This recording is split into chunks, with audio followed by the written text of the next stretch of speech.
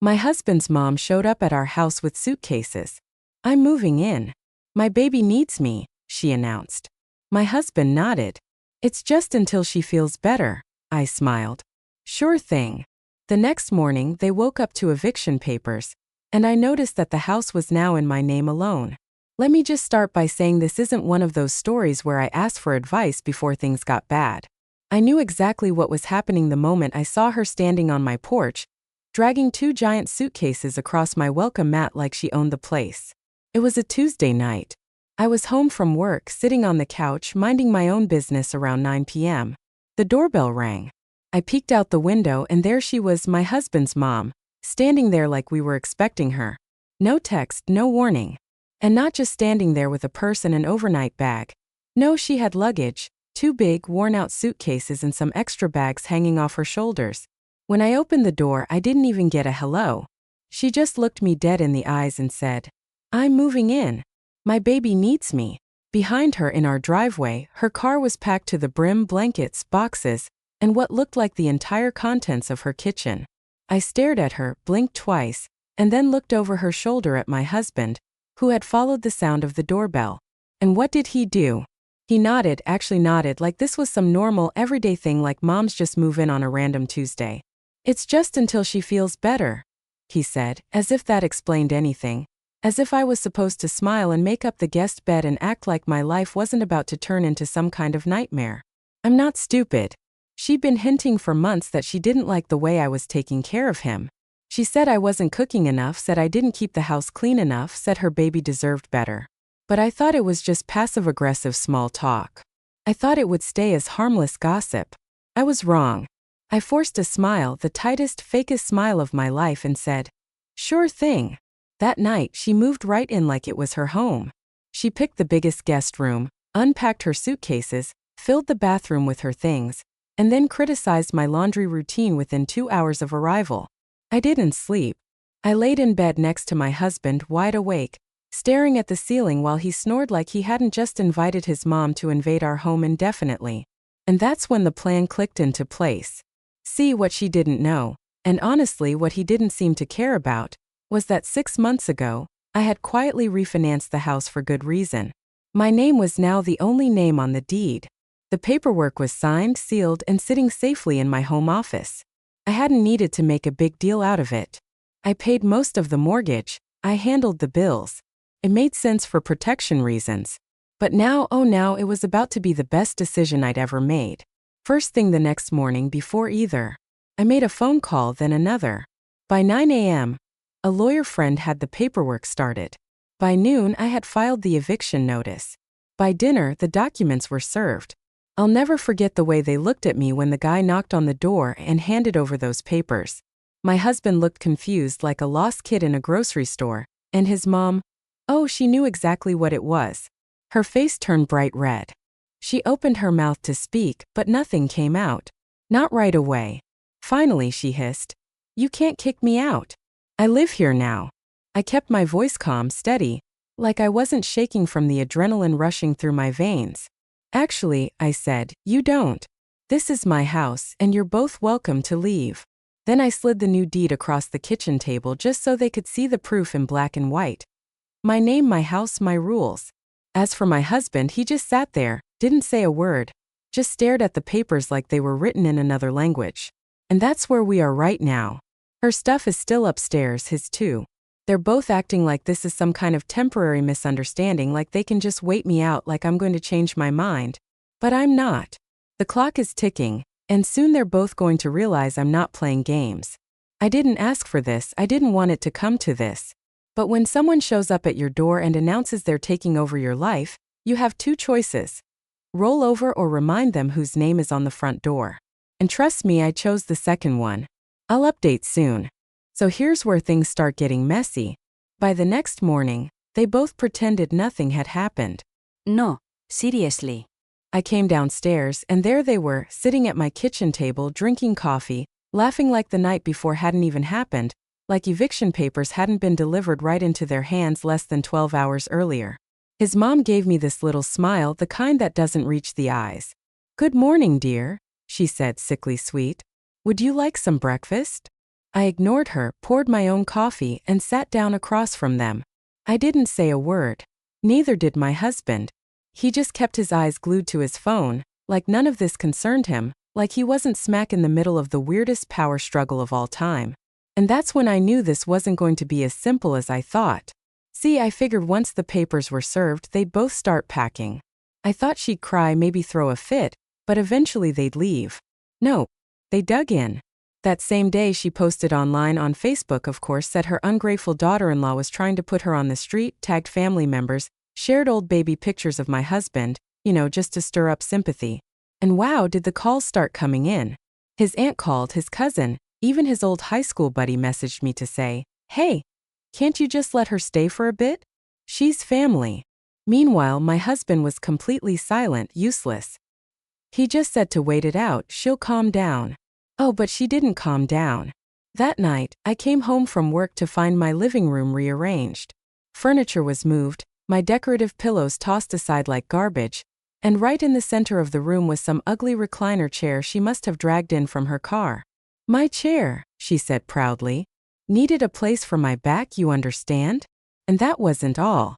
She'd stocked the fridge with her food, thrown out half of mine, replaced my favorite coffee with some off-brand decaf, and took over the laundry room. She accidentally washed her red towels with my white blouses. I stood in the middle of my own house, looking around like I walked into someone else's home. I wanted to scream, but I didn't. Instead, I smiled, nodded, and got back on the phone. By the end of that week, things escalated fast. I hired movers, quietly scheduled them for the day the eviction notice would become legally enforceable. Then, just to be extra clear, I emailed my husband and his mom a formal notice. No more talking, no more pretending, no more passive-aggressive little comments over breakfast, just facts. For the attached documents, you are required to vacate the premises by the listed date. Failure to comply will result in legal action. She lost it, stormed into my office, waving the email on her phone like it was a death sentence. "You can't do this," she screamed. "We're family. You're ruining this family." I stayed sitting in my chair. I didn't even flinch. "You ruined it the second you showed up with suitcases." And here's the twist I didn't see coming. That night, my husband packed his bags. I thought he was finally leaving. Nope, he moved into her room, locked the door behind him like a moody teenager. I'm not kidding. This grown man, my husband, decided that if his mom couldn't sleep alone in the guest room, neither could he. 2 peas in a miserable little pod. Now, every night, they're in there whispering like they're plotting world domination. I can hear them through the walls, whispering about what to do about me. Like I'm some stranger trying to steal their family fortune. Gets better. Last night I overheard her say, "You need to convince her to sign it back over. You're the man of the house. Make her understand. Make me understand, right?" So now, apparently, the plan is for him to talk some sense into me. I'm waiting, watching, pretending I don't know what's coming. Because here's the thing. I haven't even played my best card yet. They think eviction is the worst I can do. They haven't seen anything. Updates coming soon. So remember how I said I hadn't played my best card yet? Well, it turns out neither had she. A few days later, I came home from work, walked through the front door, and stopped cold. The house was quiet, too quiet. And then I saw it. A for sale sign in my front yard. I thought I was hallucinating for a second. I literally rubbed my eyes like some cartoon character. It was planted right in the grass. Big bold letters, freshly printed. So I walked inside, cool as ice, and there they were on the couch. My husband and his mom sitting side by side like the world's worst sitcom. She had this smug little smile on her face. He wouldn't even look at me. "Thought we'd help you out," she said. "Since you clearly don't appreciate this home. We've contacted a realtor." I just stared at her, then him, then back at her. "You contacted a realtor?" I repeated, making sure I hadn't just blacked out mid-conversation. She nodded like it was the most normal thing in the world. "Yes, we have connections. My friend's daughter is in real estate," she said. "The market's good. We're getting out ahead of it." Now let's pause here for a second, because what she didn't realize is that while her friend's daughter might think she can sell a house, she can't sell mine. My name, my deed, my property. But in her mind, none of that mattered. She had already decided that this was her domain now, And apparently in her version of reality, she had the right to slap a sign out front and make executive decisions. Meanwhile, my husband sat there, shoulders slumped, scrolling through his phone like he'd rather be anywhere else. And that's when I realized something. They weren't just trying to outweight me anymore. They were trying to push me out. Her plan wasn't to leave. It was to get me to leave. Make me so uncomfortable, so fed up, so miserable that I just throw my hands up, grab my keys, and never come back. It wasn't going to work. So I took a picture of the sign, walked straight to the backyard, tossed it into the shed, locked the door, walked back inside, sat down at the kitchen table and started sending emails. First to my actual realtor, then to my lawyer, then to the HOA just for good measure. And here's where the real fun started, because it turns out while she was playing pretend real estate agent, I was busy setting up a little surprise of my own. I filed paperwork to list the house as a short-term rental. Legit, legally got it fast-tracked, set it all up. I even arranged cleaning services and keyless entry codes. Within 2 days, I had back-to-back bookings lined up for the next month. Out-of-towners, business travelers, a wedding party, you name it. And on the morning of the first check-in, I served them breakfast. Pancakes, eggs, a full spread. They thought I was finally breaking, thought I was making peace. But no, because right around 11 a.m., the first guest showed up, rolling their luggage up the driveway. My husband opened the door, expecting a package or a neighbor. No. Hi, we're here for the Airbnb. I thought his mother was going to faint. She started stammering, looking back and forth between me and the guests like the walls were closing in. What is this? She hissed. Oh, I said, all sweet and innocent. I figured since we're all living here, we might as well make some extra money, help with groceries. Hope that's okay. And now she's furious. Strangers are walking through her kitchen, sleeping in her guest room, using her bathroom. Suddenly, this place doesn't feel so cozy anymore. Suddenly, being queen of the castle isn't so fun when you've got tourists asking where the extra towels are. And my husband, oh, he's unraveling fast. Last night, I heard him whispering through the door. Maybe we should just go stay at your sister's for a bit. Her answer? No, this is our house now. We don't leave. Oh, but they will. They just don't know how soon. Because while they're plotting behind closed doors, I've got cameras set up, security systems activated, and renters booked for the next 3 months. In the meantime, I'm making breakfast every morning with a smile on my face. More updates coming. It's just getting good. The Airbnb situation couldn't last forever. After the third group of guests arrived, things got tense. His mom started locking herself in the bathroom for hours at a time. My husband stopped speaking to me altogether. They stopped eating at the table and started hiding out upstairs, whispering like little kids plotting a prank. But I knew the real storm was coming, and sure enough, it hit on a Sunday afternoon. It was supposed to be checkout day for one group and check-in day for the next. I was getting towels out of the dryer when I heard shouting from the front yard. I peeked out the window and saw her, his mom in full meltdown mode. And who was standing there with her? The realtor. Her realtor. Apparently, she wasn't just asking around anymore. She'd scheduled a tour, a literal open house, without telling me.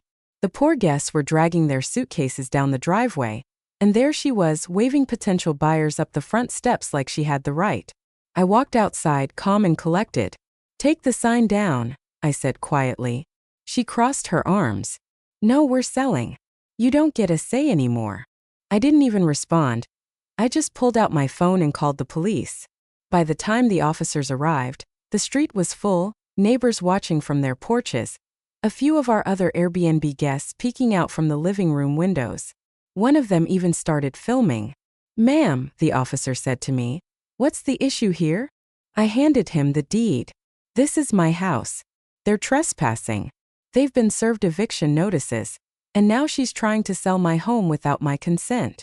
The officer turned to her. Ma'am, do you have any ownership of this property? Her face turned ghost white. Well, my son, her husband, does. We live here as a family. I shook my head. Nope. Check the paperwork. The officer did, right there on the hood of his patrol car. He read every page, flipped through slowly, then looked up. Ma'am, he said to her, you need to leave the premises now. This is not your home. That's when she snapped, full screaming meltdown. You little gold digger. You manipulated my son. You brainwashed him. This was supposed to be our house, our future. You're just trying to destroy our family." The entire street was listening, and finally my husband decided to speak. He stepped forward, looked between me and his mom, and then in the saddest, weakest voice I've ever heard from another human being, he said, "Maybe we should have put her name on the deed." That was it. That was his grand defense, his big moment, his time to finally stand up for himself or her or me or anyone, and that's what he picked. I laughed out loud, I couldn't help it. "That's what you're worried about right now?" I asked him. "After everything, after she moved in uninvited, took over our home, trashed my stuff, tried to sell it out from under me, and publicly called me a gold digger, and you know what he did? Nothing." He didn't answer, just looked down at his shoes like the ground might swallow him up if he stayed still long enough. And that's when I finally felt it, relief. All the anger, frustration, and bitterness that had been building for weeks just snapped like a rubber band, finally stretched too far. Because in that moment I realized I wasn't mad anymore. I was done with both of them. I turned back to the officer. "I'd like them removed," I said. "Today." And that's exactly what happened. She was screaming the entire time the officers escorted her inside to pack up, slamming drawers, throwing clothes into bags, muttering about lawyers and how I'd regret this. Neighbors watched from behind curtains.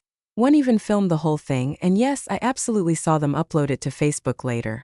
As for my husband, he just followed her, packed his own bag in silence, didn't look at me once, walked out the front door, and got into her car like he was 12 years old again, heading home after a sleepover. The street was silent after they left. The Airbnb guests whispered. One of them gave me a thumbs up, and I went back inside, shut the door, and sat on the couch in the living room, my living room, for the first time in what felt like months. It was quiet, peaceful mine. Over the next few days, the phone calls rolled in. His aunt, his cousins, his high school friends, all of them so shocked at what I'd done. "You didn't have to kick them out like that. She's just a lonely old woman. Couldn't you have just waited until they left on their own?" And to every single one of them I said the same thing. They never planned to leave, and they didn't. They would have stayed forever, would have torn the house apart piece by piece until I was the one who left. But not anymore. I don't feel bad, not even a little. And trust me, I thought I would. I thought I'd feel guilty. I thought I'd second-guess myself, wonder if I'd overreacted, wonder if I should have tried harder to keep the peace. But no, the truth is I think they saved me. Because if his mom hadn't shown up with those suitcases, I might have spent the next 10 years waiting for him to grow a spine, waiting for him to stand up for me, waiting for him to pick us over her. But now I know exactly where I stand, and it's right here in my house. Honestly, it feels pretty damn good.